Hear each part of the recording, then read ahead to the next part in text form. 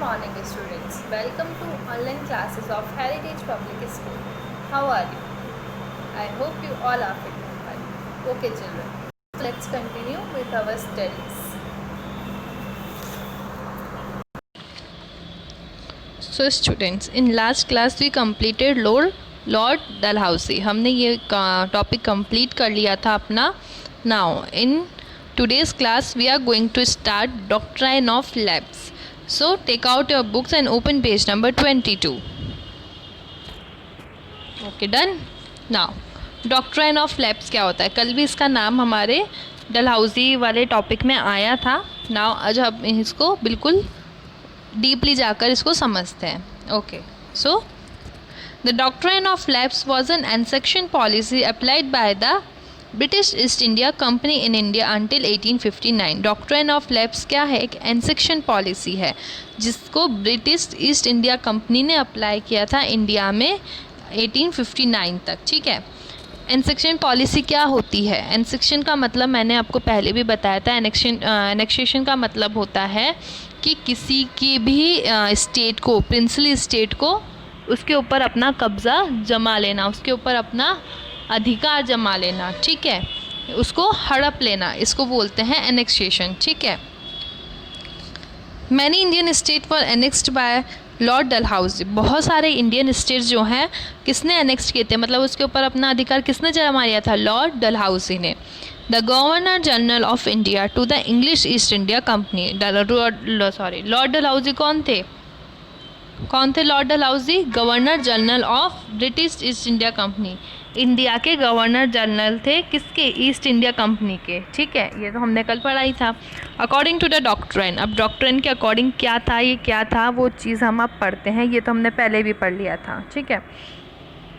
Any Indian princely state under the sovereignty of the British East India Company, the dominant imperial power in the subcontinent, as a vassal state under the British subsidiary system, it would have its princely status abolished and therefore annexed into British India if the ruler was either manifestly incompetent or died without a male heir.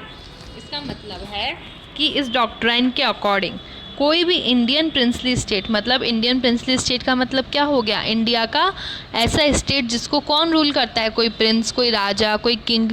ऐसा princely state कौन surgeon कर लेगा, कौन अपने under ले लेगा? British East India company के under आ जाएगा. ठीक है. Suzerainty of the British East India company, the dominant imperial power in the subcontinent, as a vassal state under the British subsidiary system.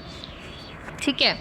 It would have its princely states abolished. उसका जो princely status है कब abolish हो जाएगा? वो vassal state कब British subsidiary system के अंदर आ जाएगा?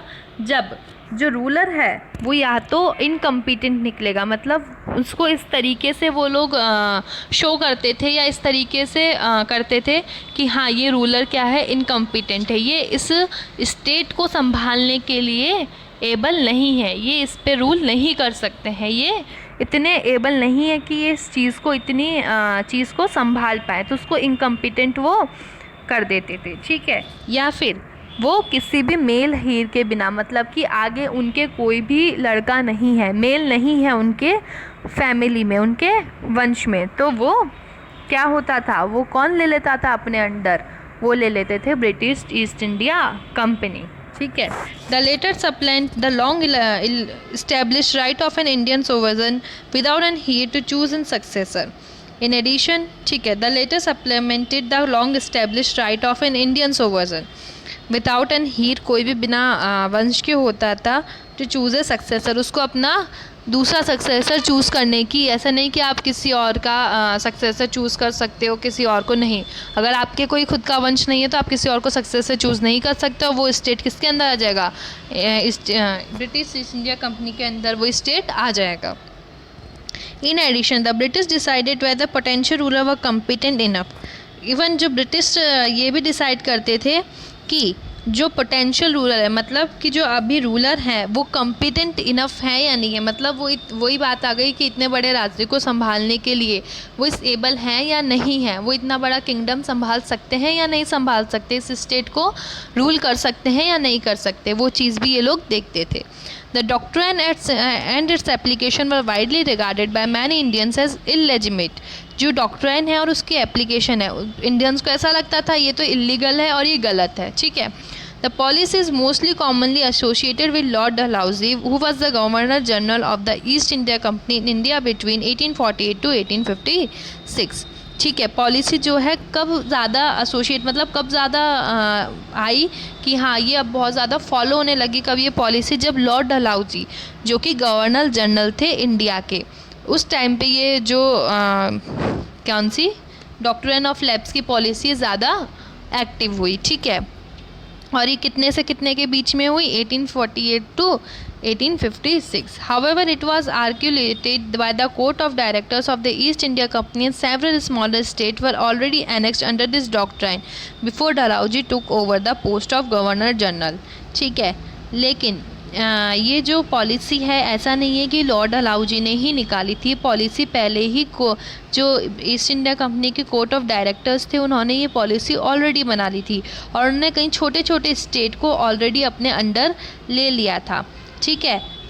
जब लॉर्ड डलहौजी इस पोस्ट के लिए चूज़ हुए थे या इस पोस्ट पे आए थे उससे पहले ये सब कुछ हो चुका था, तो ऐसा नहीं है कि ये पॉलिसी लॉर्ड डलहौजी ने बनाई थी, नहीं, ठीक है। लेकिन इसको फिर भी लॉर्ड डलहौजी के लिए क्यों बोला जाता है, क्यों?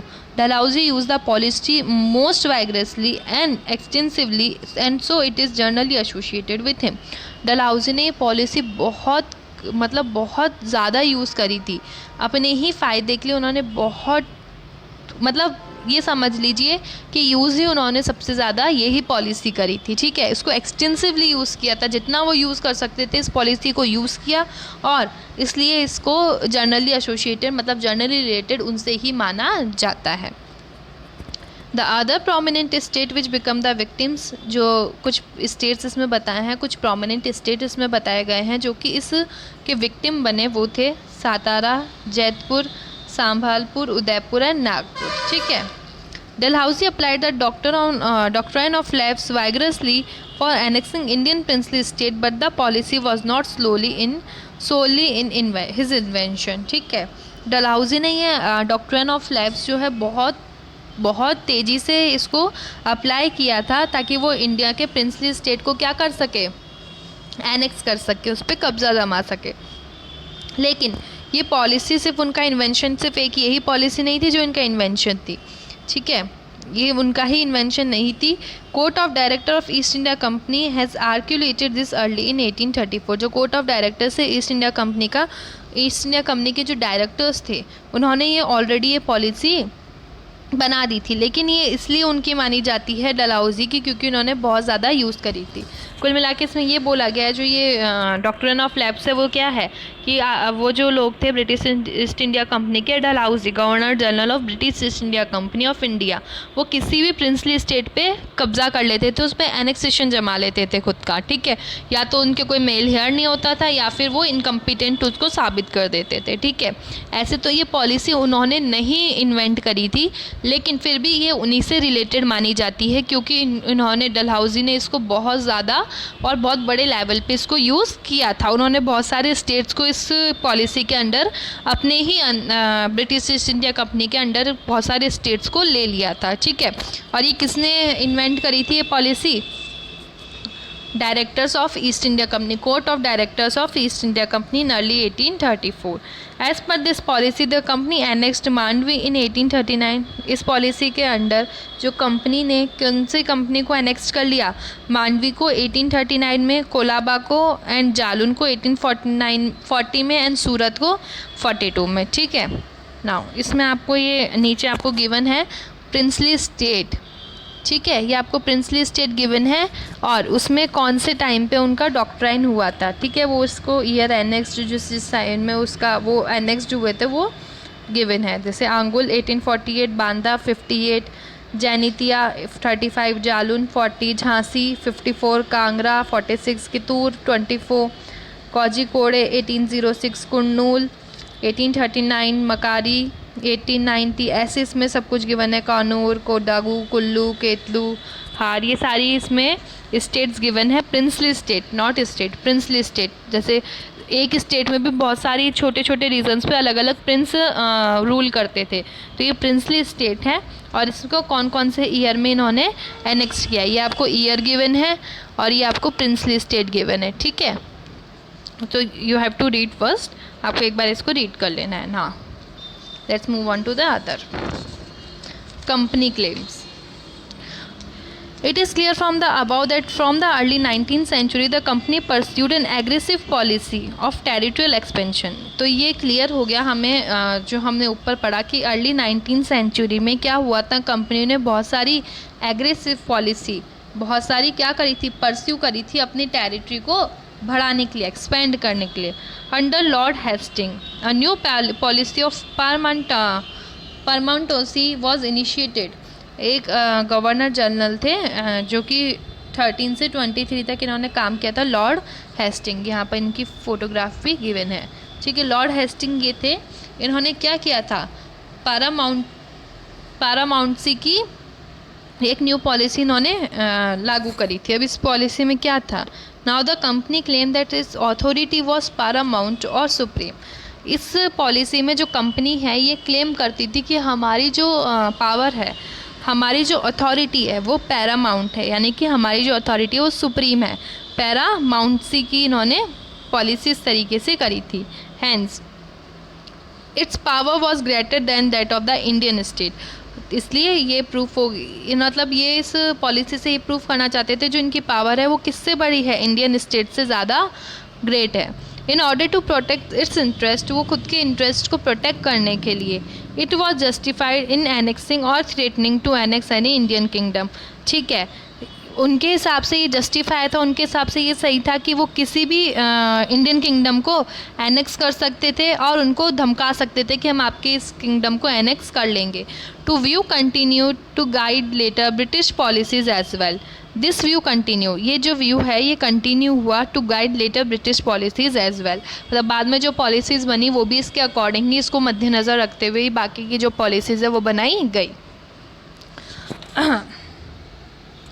सो children, we will continue it tomorrow. ठीक है, आपको for today your homework is, आपको आज ये चैप्टर रीड करना है जितना मैंने पढ़ाया है और उसके hard one meaning find out करने हैं। Okay, so we will meet in next class.